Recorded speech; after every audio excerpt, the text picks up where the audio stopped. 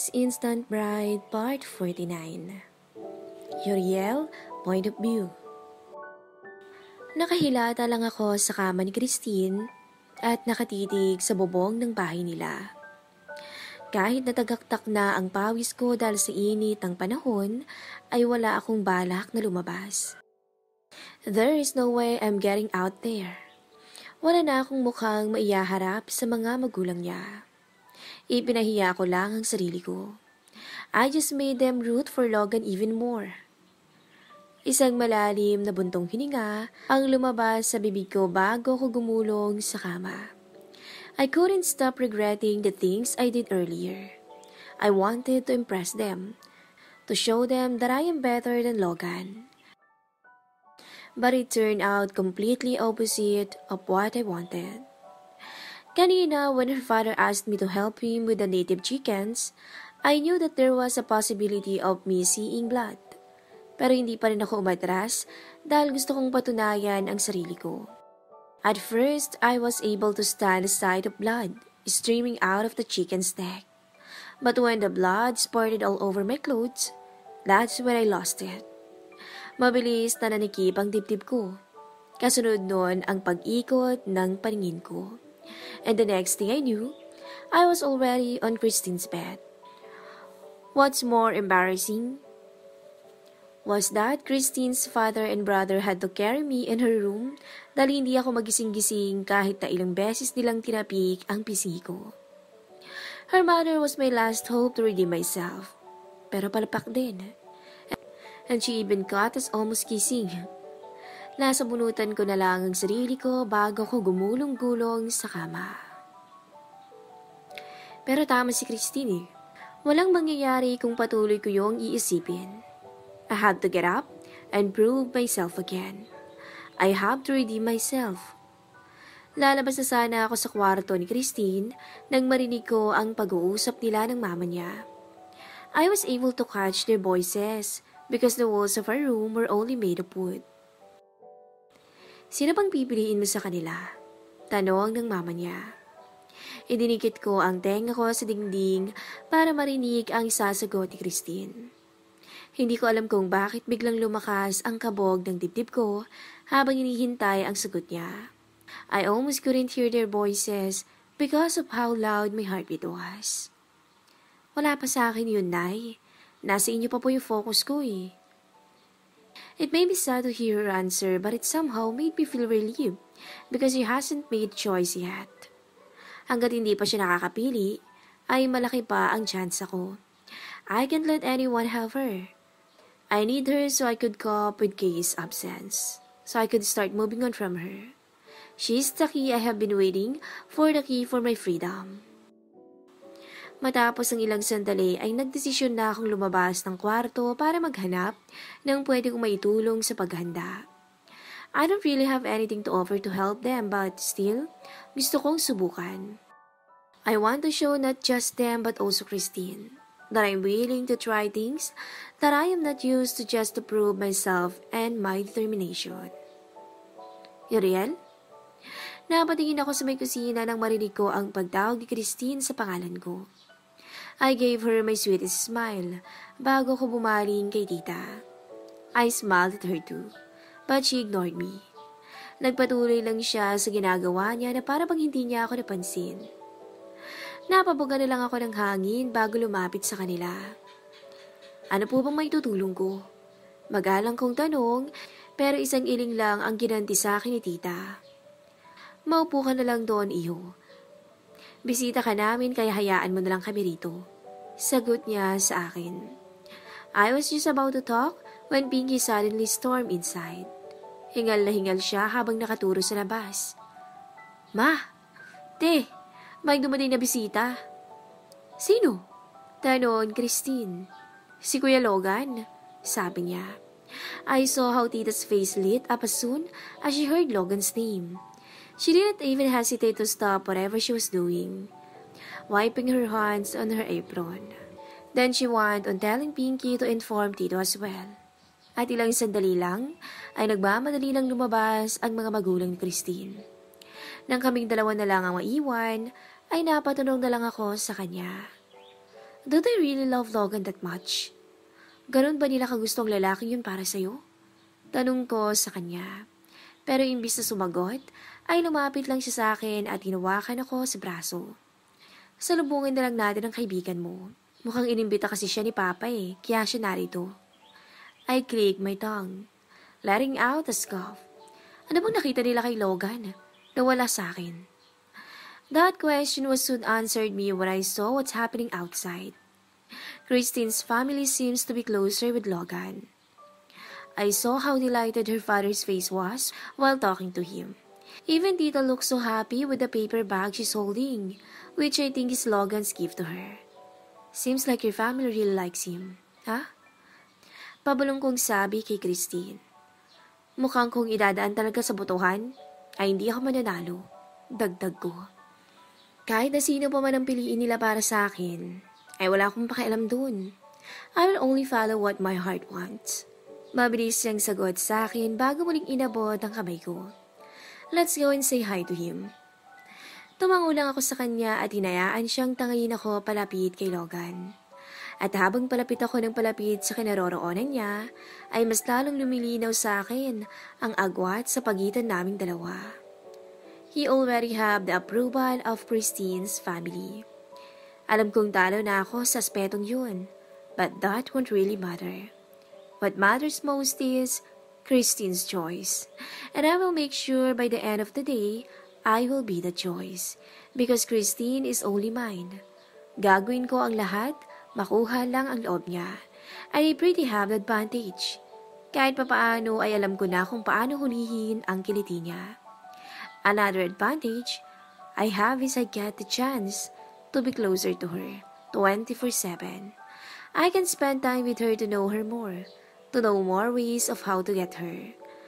I will make sure that it will be whom she will choose. No one will have her rather than me. Christine is mine. Mine alone.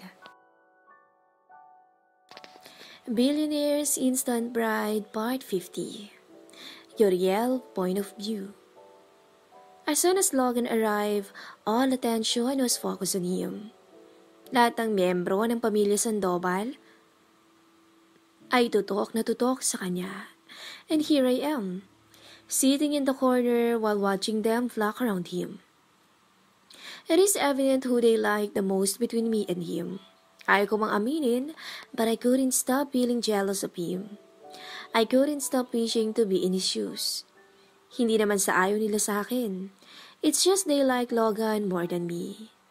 Napaayos ako ng upo nang makita kong papalapit sa akin si Christine. Pawis na pawis siya dahil kanina pa siya nagluluto. Okay ka lang? Tanong niya sa akin.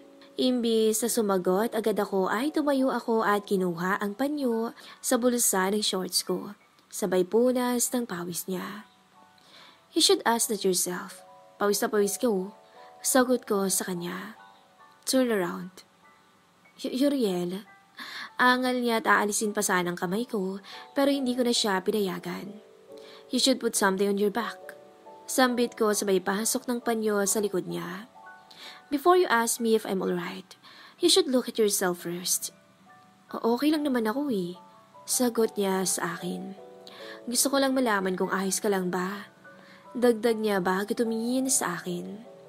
Kanina ko pa kasi napapansin na tahimik ka. Dahil yun lang naman ang matutulong ko. Sagot ko sa kanya at hilaw ng umiti. Makakaabala lang ako kapag pinilit ko pang tumulong. Paliwanag ko sa kanya. Sige na, you go back there and continue your cooking. Sige, basta kung may kailangan ka, ay sabihan mo lang ako. Sagot niya sa akin bago siya bumalik sa ginagawa niya. Pinili ko na lang na lumabas ng bahay para magpahangin. I sat on a wooden bench under the tree and saw some people looking at me. Hindi lang ilan. But there are tons of people looking at me all over the place. Some are even whispering to each other while looking at me. Hindi ako sanay na tinititigan, kaya nakaramdam ako ng pagkaasiwa. Kaya minabuti ko na lang pumasok na lang din sa loob. Saan ka ba galing? Bungad na tanong sa akin ni Logan. I've been looking for you. Sa labas, just breathing some fresh air. Sagot ko. Why? Tita Cynthia asked me na bubiling soft drink sa tindahan. Sabi niya mga 4 na case raw. Tugon niya bago pinakita sa akin ang pera na binigay ng mama ni Christine. Why did you accept it? We could have just paid for the drinks. Sabi ko sa kanya habang bahagyang nakakunot ang noo niya. Ayaw niyang tayong gumastos. Hindi na rin ako nagpumilit at baka mainis pa siya sa akin. Ngumiti siya sa akin bago ko tinapik sa balikat. Clifford will go with us. Clifford? Christine's youngest brother. Sagot niya bago umalis para tawagin si Clifford. I couldn't stop looking at Logan. It seems like he has become more comfortable with Christine's family. Nakakainggit. Hindi ko tuloy napigilang maikuyom ang kamay ko. Bakit ba kasi hindi ko makuha ang loob nila gaya ng ginawa niya? I did my best to show them that their daughter deserves me. Maya-maya pa'y dumating na si Logan habang nakaakbay sa isang bata. I think he's around 12. He's probably the Clifford he was talking about. Tara, alok sa akin ni Logan. Cliff, you go and guide us. Okay kuya, roger that. Tugon ng bata sabay saludo bago na una sa amin. Napangisi na lang si Logan bago niya tinapik ang balikat ko. Let's go. Pagkalabas namin ng bahay, ay agad kong napansin ang tingin ng mga tao sa paligid. Why are they looking at us? Bulong ko kay Logan pero nagkibit balikat lang siya. Nagpatuloy na lang kami sa paglalakad. We're getting the same kind of stare all throughout our walk. Nasanay na lang ako at hindi na yon pinansin pa. Pagkarating namin sa tindahan ay si Clifford na ang nakipag-negotiate sa tindera. Mga kuya, kumuha na lang daw po kayo ng 4 na case ng litro. Sabi niya sa amin sabay turo sa isang direksyon. Okay bunso. Sagot ni Logan at mabilis na hinubad ang suot na damit tsaka ibinagay kay Clifford. Pakibitbit at baka madumihan. Nakangiti niya yung sabi bago binitbit ang 2 case ng soft drinks. He is showing off his body. Hindi rin ako nagpahuli at hinubad ko rin ang damit ko. My body is way better than his. Pakihawak na lang din Cliff. Sabi ko at kinarga ang 2 case ng soft drinks. Ang isa ay pinatong ko sa balikat ko, habang ang isa naman ay binitbit ko lang. Walang-wala ang bigat ng mga to, kumpara sa mga dumbbell na binubuhat ko sa tuwing mag-e-exercise ako. Grabe mga kuya, ang gaganda ng mga katawan nyo, komento ni Clifford.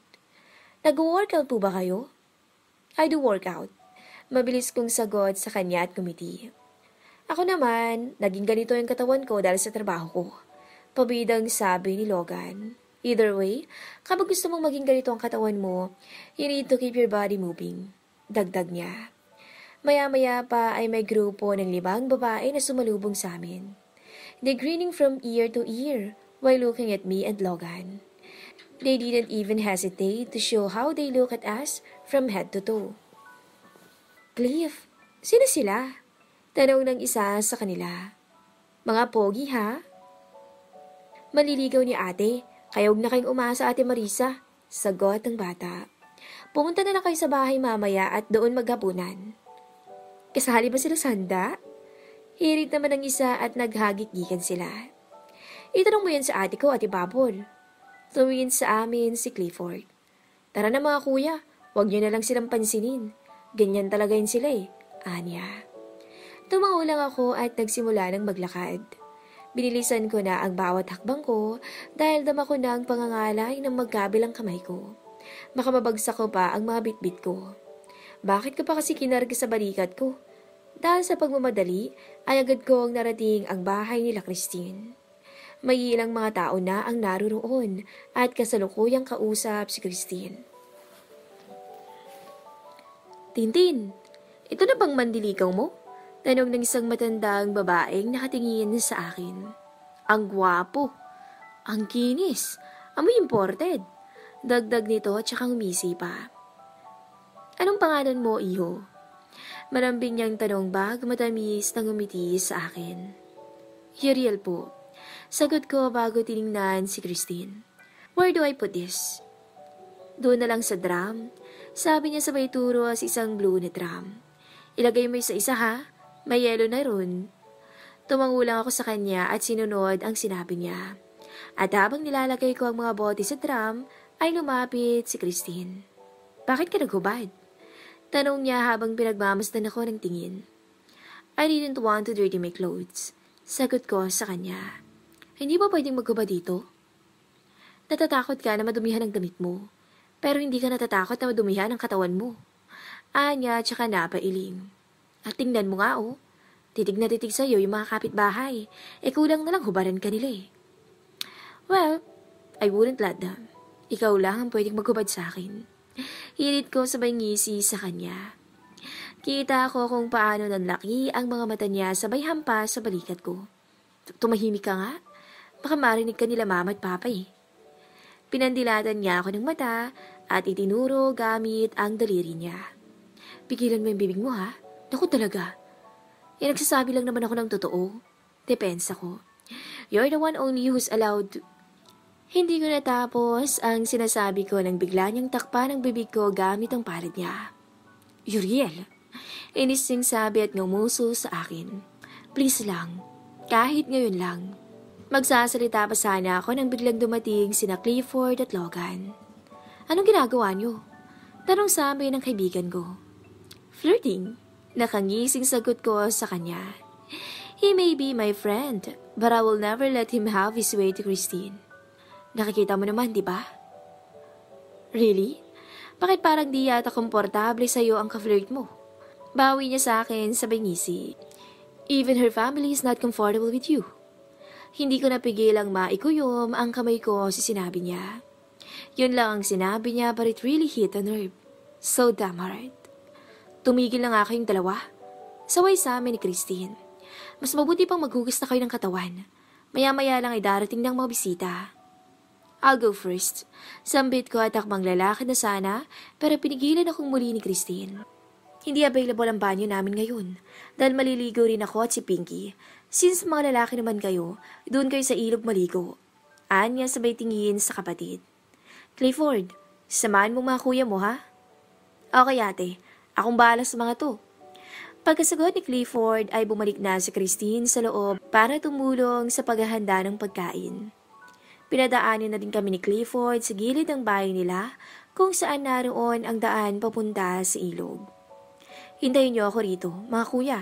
Kukuha lang ako ng sabon at shampoo. Paalam niya bago mabilis na pumasok sa loob ng bahay. At nang kami na lang ang maiwan, ay hinarap ko si Logan. What the hell are you doing here? Tanong ko sa kanya. I should ask you the same. Sagot niya at sinalubong ang tingin ko. Anong ginagawa mo rito? Because she's my wife. Natawa siya sa sagot ko at napailing. Only when your grandfather is around.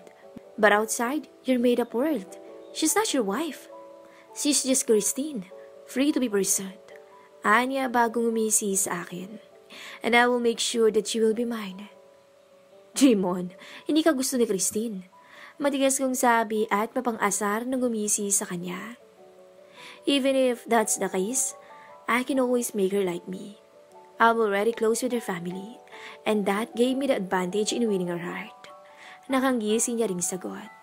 Christine's love her family so much, kaya mataas ang chance na magustuhan niya rin ako since her family likes me. Something you can't do dahil hindi ka nila gusto para sa kanya. Well, her family also loves her. If I make Christine fall in love with me, then her family will surely learn to like me. Bawi ko sa kanya. I gave him a proud and victorious smile. I clearly have the advantage here. Tumitig siya sa mata ko bagong busy. Then let's see who will really win her heart. Uriel, although alam kong ako na yun. Masyadong mataas ang pangarap mo, Logan. Don't worry.